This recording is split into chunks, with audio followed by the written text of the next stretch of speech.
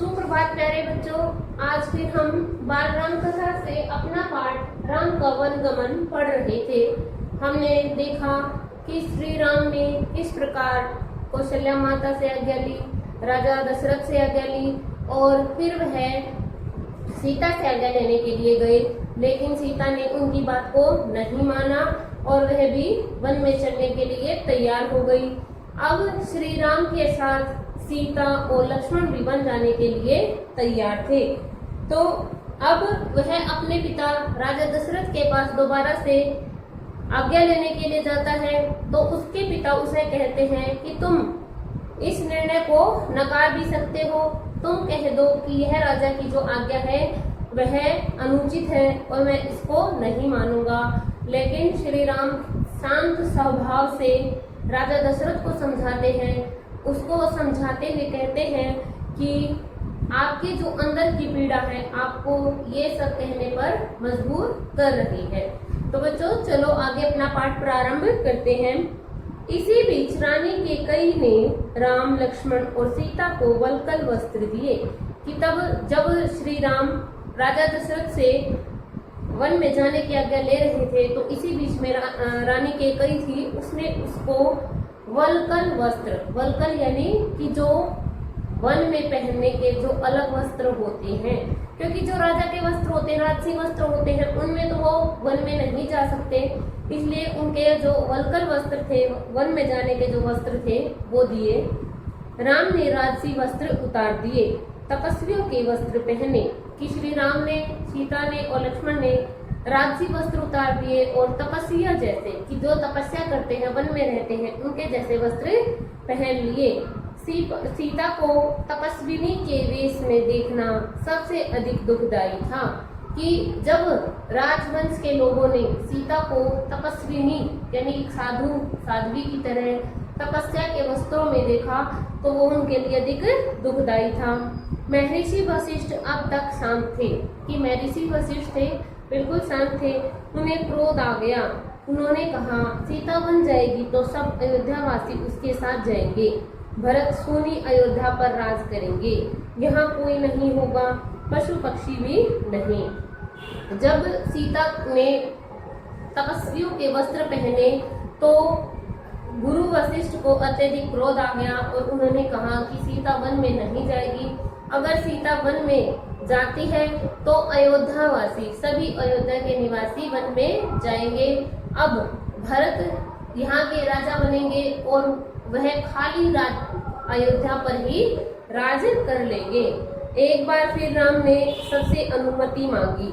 आगे आगे राम, उनके पीछे सीता, उनके पीछे लक्ष्मण, कि एक बार फिर से राम ने सबसे अनुमति मांगी, आज्ञा ली कि वो वन में जाएं और उन सबसे आगे राम चले, उनके पीछे सीता और सबसे पीछे लक्ष्मण चल रहे थे। महल के ठीक बाहर मंत्री सुमंत्र रथ लेकर खड़े थे कि महल के बाहर कौन खड़े थे? सुमंत्र नाम का जो मंत्री था, मुख्यमंत्री था, महामंत्री था, वो रथ लेकर खड़ा था। रथ पर चढ़कर राम ने कहा, महामंत्री रथ तेज चलाएं, कि रथ में बैठते ही श्री राम ने मंत्री को कहा कि हे महामंत्री इस रथ को तेज गति में चलाओ। नगरवासी रथ के पीछे दौड़े। राजा दशरथ और माता कौशल्या भी पीछे पीछे गए। सब रो रहे थे कि नगरवासी, जो नगर के वासी थे, उनको क्या थी, वो उत्साह में भरे हुए थे कि राम का राज्याभिषेक होने वाला है। लेकिन अब क्या था, राम अयोध्या से वन में जा रहे थे तो सभी उसके पीछे पीछे चले और साथ में राजा दशरथ और रानी कौशल्या भी उसके पीछे गए। सब रो रहे थे, सबकी आंखों में आंसू थे कि सभी की व्यक्तियों की आंखों में आंसू थे। पुरुष, महिलाएं, बूढ़े, जवान, बच्चे मीलों तक नंगे पांव दौड़ते रहे। राम यह दृश्य देखकर विचलित हो गए। भावुक भी, उनसे यह देखा नहीं जा रहा था कि इन सब को देखकर राम भी भावुक हो गए, रोने लगे और उनका दुख क्या हो रहा था, बढ़ रहा था और वो विचलित हो रहे थे। उन्होंने सुमंत्र से रथ को और गति से हाँकने को कहा, चलाने को कहा और तेज गति से चलाने को कहा, ताकि लोग हार जाएं, थक कर पीछे छूट जाएं, घर लौट जाएं। कि अगर रथ तेज गति में चलेगा तो नगरवासी क्या है, थक जाएंगे, हार जाएंगे और हार कर अपने घर वापस लौट जाएंगे। राजा दशरथ लगातार रथ की दिशा में नजरें गड़ाए खड़े रहे, जब तक रथ आंखों से ओझल नहीं हो गया। कि राजा दशरथ थे वो अब क्या कर रहे थे, उसी दिशा में देख रहे थे जिस दिशा में रथ जा रहा था। रथ दिखना बंद हुआ तो वे धरती पर गिर पड़े, आंखों से ओझल हो गया, क्योंकि जब तक आंखों से अदृश्य हो गया, दिखाई नहीं दिया, तब तक वो उस दिशा में देखते रहे। और जब रथ दिखना बंद हो गया तो वो गिरकर धरती पर गिर पड़े। रथ दिन भर दौड़ता रहा, वन अभी दूर था। तमसा नदी के तट तक पहुंचते पहुंचते शाम हो गई। वनवासियों ने रात वहीं बिताई। अगली सुबह वे दक्षिण दिशा की ओर चले, हरे भरे खेतों के बीच में। कि अयोध्या की सीमा को पार कर वो तमसा नदी के पास पहुंच गए, और वहां पर क्या थे, हरे हरे खेत आ गए थे। गोमती नदी पार कर राम, सीता और लक्ष्मण सई नदी के तट पर पहुंचे। पहले उन्होंने तमसा नदी को पार किया, फिर गोमती नदी को पार किया, और फिर सई नदी के तट पर पहुंच गए। महाराजा दशरथ के राज्य की सीमा वहीं समाप्त होती थी, कि उस सई नदी के तट पर जाकर अयोध्या की सीमा समाप्त हो जाती थी। राम ने मुड़कर अपनी जन्मभूमि को देखा, उसे प्रणाम किया और कहा, हे जननी, अब 14 वर्ष बाद ही तुम्हारे दर्शन कर सकूंगा। तो उसने अपनी मातृभूमि को प्रणाम करते हुए कहा कि हे मातृभूमि, अब मैं 14 वर्ष के बाद ही तुझे देख सकूंगा। शाम होते होते वे गंगा के किनारे पहुंच गए। कि जैसे ही शाम हुई वे सई नदी के बाद अब गंगा नदी के किनारे पहुंच गए। श्रेयंगपुर गांव में निषाद राज भू ने उनका स्वागत किया। राम ने रात वहीं विश्राम किया। भूराज के अतिथि के रूप में वन क्षेत्र आ गया था। कि श्रेयंगपुर में निषाद राज भू के वहां पर श्री राम ने रात को बिताई और आतिथ्य स्वीकार किया। लेकिन उससे आगे क्या था, वन का क्षेत्र आ गया था, नदी के उस पार। अगली सुबह राम ने महामंत्री को समझा बुझाकर वापस भेज दिया। दोनों राजकुमारों और सीता ने नाव से नदी पार की, समुद्र तट पर खड़े रहे वनवासियों के उस पार उतरने तक। उसके बाद वे अयोध्या लौट आए। कि तब राम, लक्ष्मण और सीता ने नदी को नाव के माध्यम से पार किया, और जब तक वो दूसरे किनारे तक नहीं पहुंच गए, मुख्यमंत्री, महामंत्री जो सुमंत्र थे वो उनको देखते रहे, और फिर बाद में अयोध्या लौट आए। सुमंत्र का खाली रथ अयोध्या पहुंचा तो लोगों ने उसे घेर लिया।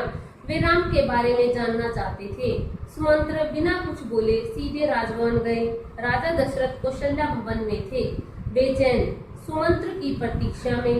उन्होंने कहा, महामंत्री, राम कहाँ है? सीता कैसी है? लक्ष्मण का क्या समाचार है? वे कहाँ रहते हैं? क्या खाते हैं?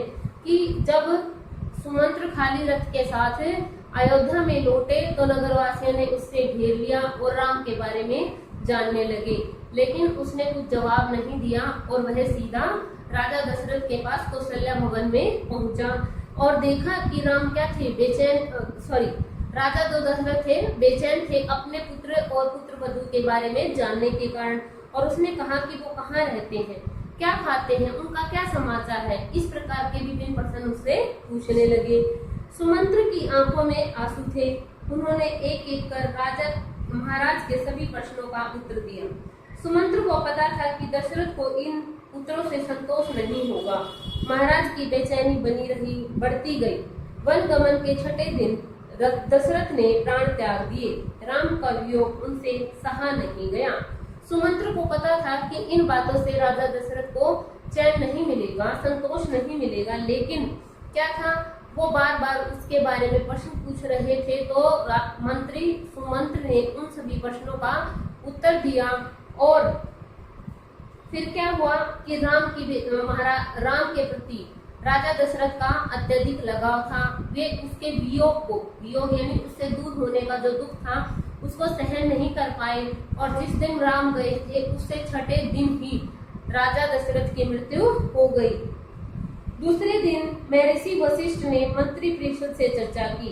सबकी राय थी कि राजगद्दी खाली नहीं रहनी चाहिए। कि महाराज दशरथ की मृत्यु के बाद गुरु वशिष्ठ ने सभी मंत्रियों से चर्चा की, बातचीत की, तो सभी का कहना था कि जो राजगद्दी है वो खाली नहीं रहनी चाहिए।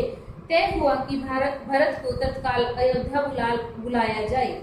घुड़सवार दूत रवाना किए गए। इस निर्देश के साथ कि उन्हें अयोध्या की घटनाओं के संबंध में मौन रहना है कि घुड़सवार यानी घोड़े पर सवार, दूत, संदेशवाहक। दूत क्या होते हैं कि एक स्थान की खबर को दूसरे स्थान पर पहुंचाते हैं, उन्हें दूत कहते हैं। और उन्हें यह निर्देश दिया गया कि उन्हें यह निर्देश शक्ति के साथ दिया गया कि अयोध्या में जो भी घटनाएं हुई है, क्या घटनाएं हुई थी, राम का राज्याभिषेक हो गया और राम को वन में भेज दिया गया, राजा दशरथ की मृत्यु हो गई, तो आदि ऐसी जो घटनाएं थी जो अयोध्या में घटी थी, उनको उस घटनाओं के बारे में भरत को नहीं बताना है और उसे वहां पर आने के लिए कहना है। तो बच्चों, इस पाठ में हमने देखा कि किस प्रकार केकई की जिद के सामने राजा दशरथ झुक जाते हैं और श्री राम अपने पिता की आज्ञा को मानकर वन में जाने के लिए तैयार होते हैं।